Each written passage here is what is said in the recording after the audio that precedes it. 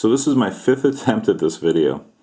I'm exhausted and I'm having trouble organizing my thoughts. So, I have like 18 minutes left on my battery. So I think no matter what, I'm going through with this thing. So I did my my Perth Mint Lunar Series Feeding Frenzy video yesterday, and if you haven't seen it, the premise of the video is the extraordinary premiums on this year's release, right? Last year the snake sold for a 14% premium over spot when it was launched. This year the horses are selling at a 58% premium over spot. And so I did a video on it.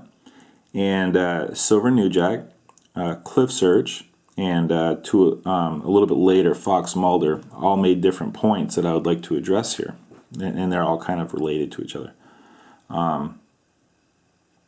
Basically, Silver Newjack started out by saying, you know, we promote these coins, and we do. We talk about them quite a bit, right? We had quite a few discussions leading up to the launch. And he said, and the Bullion Dealers take this free publicity, use it as an excuse to jack up the premiums and kind of beat us over the head with it. So, you know, we're kind of victims here of our own, of our own doing, where we promote the coin, they reap the benefits, and then they jack up the price, on our dime.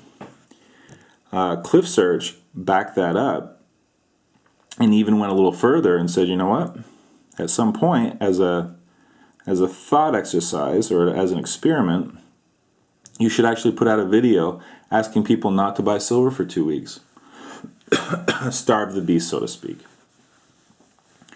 And lastly, Fox Mulder, who didn't like my video at all, made the point, he said something to the effect of stop trying to talk these down. Okay. So I'd like to address that point first. In no way, shape, or form on this earth do I think that I have any impact on anything like that. Okay, I'm not trying to talk anything down. If he thinks I have a devious plot to talk down the premium on lunar horses so I can buy them all for myself, I mean, that's kind of silly, and it's just not the way I think. It's not what I would do. Okay, even if I did have that kind of godlike power, which whatever. Even if I did have that kind of pull, I wouldn't do anything like that. I mean, it's just kind of silly. I was literally doing a video asking people to exercise caution, okay? Because after a big move like that and all the excitement in a new release, it was getting a little euphoric. Hey, and you know what? Maybe it's a $100 coin. I don't know. I was just, you have to think about it logically sometimes. As far as Silver Newjack goes, he makes a fantastic point. He and CliffSearch both. They make really good points. I don't agree with them, but they are fantastic points. I'm interested in what you guys have to say. I don't think that we move the needle at all. I don't think that we move the needle one bit. I think that if we had a YouTube blackout where I didn't post a single video and I never mentioned a Lunar Series coin in my life, I think that right now, if you went over to AppMex, the price would be $39. Well, whatever. Exactly whatever it is right now is the exact price that it would be. I honestly believe that. I don't think that we have the smallest impact on the price of silver or any of these large releases. I just don't. Brother John F. is really good about recommending a coin and moving a lot from a dealer. But that is a different thing. And actually, I just watched his video on Somali elephants, and it was funny because he was discussing it, and he made it a week ago, and his videos now come out a week after he makes them, and there was 5,700 Somali elephants, and they were out of stock by the time he finished his video. So I know he had an impact there.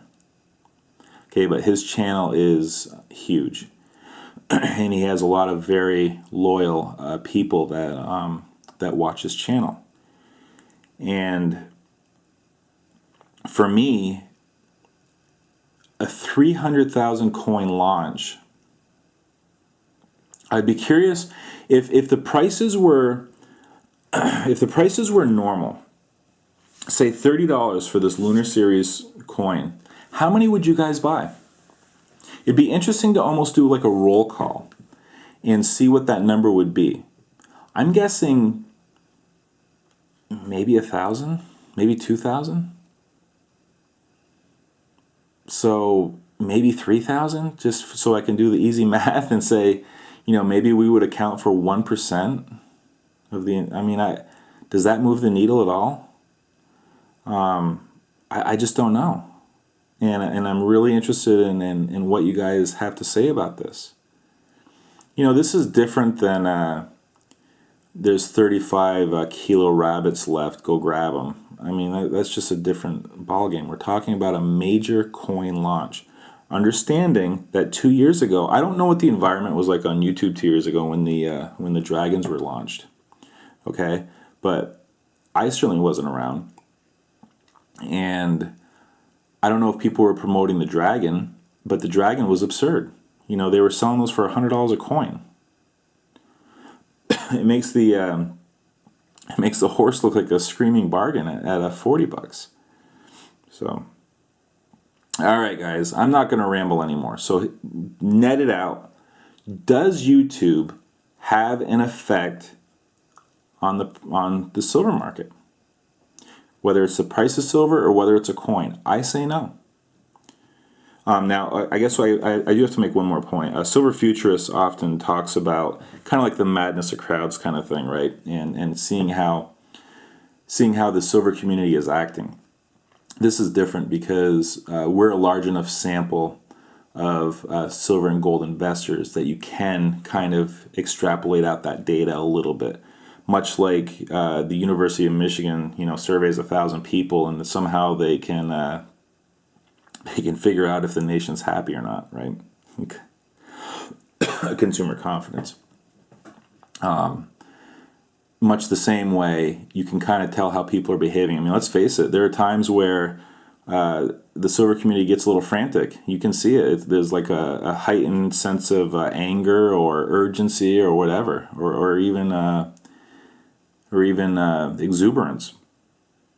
So, maybe you can gather something from that. But as far as the silver market and a coin launch this size, do we move the needle? I'm interested in your thoughts.